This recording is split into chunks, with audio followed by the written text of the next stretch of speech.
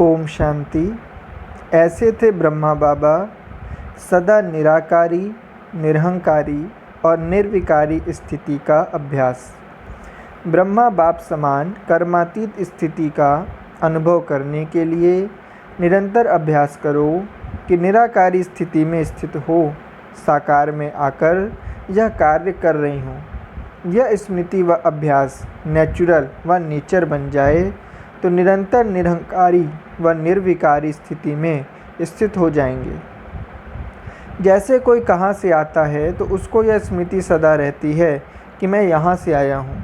ऐसे यह स्मृति सदैव रहे कि मैं निराकार से साकार में आकर यह कार्य कर रहा हूँ। बीच बीच में हर कर्म करते हुए इस स्थिति का अभ्यास करते रहो तो निराकार हो साकार में आने से निरहंकारी और निर्विकारी जरूर बन जाएंगे। बाप समान सर्व गुणों के मास्टर सागर का अनुभव करने के लिए अपनी निर्णय शक्ति को बढ़ाओ। निर्णय शक्ति को बढ़ाने के लिए अपनी श्रेष्ठ स्थिति निराकारी, निरहंकारी, निर्विकारी व निर्विकल्प चाहिए। अगर इन चारों में से किसी भी बात की कमी रह जाती है तो यह श्रेष्ठ धारणा न होने के कारण स्पष्टता नहीं होती है। प्राप्त हुए ज्ञान और शक्तियों को समय प्रमाण कार्य में लगाते जाओ। बहुत अच्छी बातें हैं, बहुत अच्छी चीज़ है, सिर्फ यह समझकर बुद्धि की तिजोरी में रखकर सिर्फ सुनने और रखने का आनंद नहीं लो, लेकिन बार बार स्वयं के प्रति और सर्व आत्माओं के प्रति कार्य में लगाते जाओ। मनसा, वाचा और कर्मणा तीनों को ठीक करने के लिए सिर्फ 3 अक्षर याद रखने हैं। मनसा के लिए निराकारी, वाचा के लिए निरहंकारी और कर्मणा के लिए निर्विकारी। ये 3 बातें अगर याद रखीं तो मनसा, वाचा, कर्मणा तीनों ही बहुत अच्छे रहेंगे। जितना निराकारी स्थिति में रहेंगे उतना ही निरहंकारी और निर्विकारी भी रहेंगे। यही है मुख्य पुरुषार्थ, क्योंकि आगे चलकर मैंपन व अहंकार के रूप में बहुत विघ्न आएंगे। मैंपन आना इसको ही कहा जाता है ज्ञान का अभिमान, बुद्धि का अभिमान और सर्विस का अभिमान। इसे समाप्त करने के लिए सदा याद रहे कि मैं निमित्त हूँ।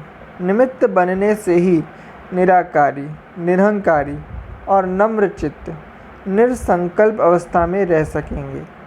सदैव अपने को निराकारी देश के निवासी समझकर निराकारी स्थिति में स्थित रहो। साकार में रहते हुए अपने को निराकारी समझकर चलो। यही है सोल कॉन्शियस व आत्म अभिमानी स्थिति का अभ्यास। दूसरा है मनसा में भी निर्विकारीपन की स्टेज। जब तक पूरी रीति आत्म अभिमानी नहीं बनेंगे तब तक निर्विकारी भी नहीं बन सकते। तो निर्विकारीपन और निराकारीपन का निशाना सदा स्मृति में रहे। यही है कर्मातीत व फरिश्ता स्थिति। फरिश्ता तब बनेंगे जब कोई भी इम्प्योरिटी और 5 तत्वों की आकर्षित नहीं करेगी। इसलिए जरा भी मनसा संकल्प भी इम्प्योर अर्थात अपवित्रता का न हो। साक्षात्कार मूर्त बन वारिस व प्रजा तैयार करने के लिए निराकारी, निरहंकारी और निर्विकारी स्थिति में स्थित रहने का पुरुषार्थ करो। जरा भी विकारों का अंश न हो। तेरा, मेरा, मान, शान यह भी विकार है। अब संकल्प में भी विकारों के अंश को समाप्त करो, तब यह तीनों स्टेजेस बन सकेंगी। फिर अपने प्रभाव से जो भी वारिस व प्रजा निकलनी होगी वह फटाफट निकलेगी। इसके लिए मनसा, वाचा, कर्मणा में यह तीनों स्टेज प्रत्यक्ष दिखाई दे। शरीर में होते निराकारी आत्मिक रूप दिखाई दे। जैसे साकार में देखा बुजुर्ग थे लेकिन फिर भी शरीर के बजाय रूह ही दिखाई देते थे। व्यक्त गायब हो अव्यक्त दिखाई देते थे। साकार में निराकार स्थिति होने के कारण निराकार व आकार दिखाई देते थे। तो यही अवस्था प्रैक्टिकल बनाओ। बार बार देही अभिमानी स्थिति में स्थित होने का अभ्यास करो। जैसे अपना साकार स्वरूप सदा और स्वतः याद रहता है, उसका अभ्यास नहीं करते हो बल्कि और ही उसको भुलाने का अभ्यास करते हो। ऐसे अपना निजी निराकारी स्वरूप व वरदानी स्वरूप भी सदा स्मृति में रहे। अपवित्रता व विस्मृति का नामो निशान भी न रहे। अपवित्र संस्कार मेरे नहीं या शूद्रों के संस्कार हैं, ऐसा अनुभव हो। शूद्रपन के संस्कारों को मेरा समझने से माया के वश हो जाते हो। तो इस छोटी सी भूल को चेक कर निराकारी, निरहंकारी और निर्विकारी बनो। पवित्र भव और योगी भव के पहले पाठ को प्रैक्टिकल में लाओ, तभी बाप समान बन सकेंगे। निराकारी स्थिति नेचुरल और नेचर तब बनेगी जब निरहंकारी बनेंगे। अहंकार व अभिमान अनेक प्रकार का है। कई बच्चे मोटे रूप से देह के आकार में लगाव व अभिमान नहीं रखते, परंतु अपने विशेष संस्कार हैं, बुद्धि विशेष है, गुण विशेष है, कोई कलाएं विशेष हैं, कोई शक्ति विशेष है। उसका अभिमान अर्थात अहंकार व नशा, रोग, यह भी सूक्ष्म देह अभिमान है। यह अभिमान आकारी फरिश्ता व निराकारी स्थिति का अनुभव नहीं करा सकता। तो चेक करो कि किसी भी प्रकार का अभिमान व अहंकार अंश रूप में भी रहा हुआ तो नहीं है। यदि अंश मात्र भी है तो समय पर धोखा दे देगा। इसलिए लक्ष्य और लक्षण को समान बनाओ, तब बाप समान बनेंगे। आपकी ओरिजिनल अनादि स्टेज निराकारी है। निराकार आत्मा ने इस शरीर में प्रवेश किया है। अहंकार आने का दरवाज़ा एक शब्द है, मैं। तो जब यह मैं शब्द आता है तो ओरिजिनल स्वरूप सामने लाओ। मैं कौन? मैं शब्द ही उड़ाने वाला भी है, तो मैं शब्द ही नीचे ले आने वाला है। मैं कहने से ओरिजिनल निराकार स्वरूप याद आ जाए तो निराकारी व निरहंकारी बनने की सहज विधि है कि जब भी मैं शब्द यूज़ करो तो फ़ौरन अपना निराकारी ओरिजिनल स्वरूप सामने आए। यह निरहंकारी बनने का सहज साधन अपना कर देखो तो देह भान का मैंपन समाप्त हो जाएगा। मैं निराकारी आत्मा हूँ, यह स्मृति ही देह भान से परे ले जाएगी। निर्मानता सहज ही निरहंकारी बना देती है। निर्मानता का बीज महानता का फल स्वतः प्राप्त कराता है। निरहंकारी बनने की विशेष निशानी है निर्मानता। वृत्ति, दृष्टि, वाणी और संबंध संपर्क चारों में निर्मानता हो। अगर 3 में है, 1 में नहीं, तो भी अहंकार आने की मार्जिन है। इसलिए निर्मानता का गुण धारण कर निरहंकारी और निराकारी बनो, तब अपनी शुद्ध वृत्ति द्वारा रूहानी वाइब्रेशन फैलाने की सेवा कर सकेंगे। किसी के प्रति भी अगर व्यर्थ वाइब्रेशन धारण किया हुआ है तो रूहानी वाइब्रेशन नहीं फैला सकते। तो मन और बुद्धि को व्यर्थ से बिल्कुल फ्री करो। जैसे साकार में रहना नेचुरल हो गया है, ऐसे मैं निराकारी श्रेष्ठ आत्मा हूँ और आकारी फरिश्ता हूँ। यह दोनों स्मृतियाँ नेचुरल हों। बाप और दादा निराकारी और आकारी हैं और आपका दोनों से प्यार है, तो समान बनना पड़े। इसके लिए अभ्यास करो कि अभी अभी आकारी, अभी अभी निराकारी। साकार में आते भी जब चाहें आकारी और निराकारी स्थिति में स्थित हो जाओ। यह तब होगा जब सारा दिन मन और बुद्धि को उसी आकारी और निराकारी स्थिति में स्थित करने का अभ्यास करेंगे। इसी अभ्यास से निरहंकारी व निर्विकारी बन जाएंगे। निराकारी स्थिति में स्थित होने के लिए पहले अपनी देह की स्मृति से न्यारा बनो। जितना देह की स्मृति से न्यारे होंगे उतना बाप के और सर्व के प्यारे होंगे, क्योंकि न्यारा अर्थात आत्माभिमानी।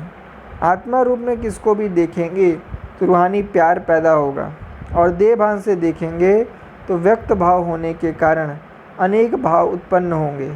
कभी अच्छा होगा, कभी बुरा होगा, लेकिन आत्मिक भाव में, आत्मिक दृष्टिवृत्ति में रहने से प्यारे बनेंगे, और यह रूहानी प्यार अहंकार को समाप्त कर देगा। फिर कोई भी पुराना स्वभाव संस्कार भी अपनी तरफ आकर्षित नहीं करेगा, अर्थात निर्विकारी स्थिति का भी अनुभव होगा। सिर्फ इसके लिए चलते फिरते बीच बीच में यह अभ्यास पक्का करो कि मैं हूँ ही आत्मा अशरीरी। निराकारी और निर्विकारी स्थिति में स्थित होने से ही निर्वाण स्थिति का अनुभव होता है। यही निर्विकल्प स्थिति भी है। साकार में रहते निराकार स्थिति स्मृति में रहे। इसको कहते हैं निराकार सो साकार द्वारा वाणी व कर्म में आना। असली स्वरूप निराकार है, साकार आधार है। यह आधार लेते भी निराकार स्वरूप को भूलो नहीं। जब एक बार परिचय मिल गया, स्मृति आ गई कि मैं निराकार आत्मा हूँ, तो नॉलेज की शक्ति से स्वरूप को जान लिया। जैसे शरीर का बाण बुलाते भी भूलता नहीं, ऐसे ही आत्मिक स्वरूप भूल कैसे सकता। चलते फिरते कार्य करते सिर्फ चेक करो, निराकार से साकार आधार से यह कार्य कर रहा हूँ, तो स्वतः ही निराकारी, निर्विकारी व निर्विघ्न स्थिति बन जाएगी। मेहनत से छूट जाएंगे। अब अपने निराकारी घर जाना है, तो जहाँ जाना होता है वहाँ का वेश बनाना होता है और वैसा ही पुरुषार्थ करना होता है। तो जब यह स्मृति रहेगी कि निराकारी दुनिया से उपराम, अर्थात निराकारी दुनिया में जाना है, तो इस स्मृति से स्वतः सर्व संबंध, सर्व प्रकृति की आकर्षण से उपराम अर्थात साक्षी बन जाएंगे। साक्षी बनने से सहज ही बाप के साथी व बाप समान बन जाएंगे, सर्व को ज्वाला रूप दिखाई देंगे। इसलिए आपकी लास्ट स्टेज है सर्व कर्म बंधनों से मुक्त, कर्मातीत, निराकारी व निर्विकारी स्टेज।